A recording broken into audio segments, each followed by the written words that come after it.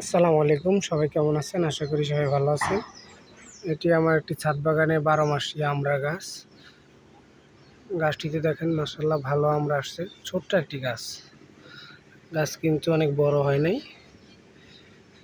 মাশাআল্লাহ এখানে ভালো আমড়া আসছে। আমড়াগুলি হারভেস্ট করে নিব এখন। এগুলি কিন্তু এরকম সাইজের হয় ছাদ বাগানে, বেশি বড় হয় না, কিন্তু খেতে অনেক মিষ্টি। বাইরের বড় আমড়া যেমন অনেক টক হয়, খাওয়া যায় না, এগুলি খোসা সহই খাওয়া যায়, একটু মিষ্টি হয় ওই আমড়ার তুলনায়।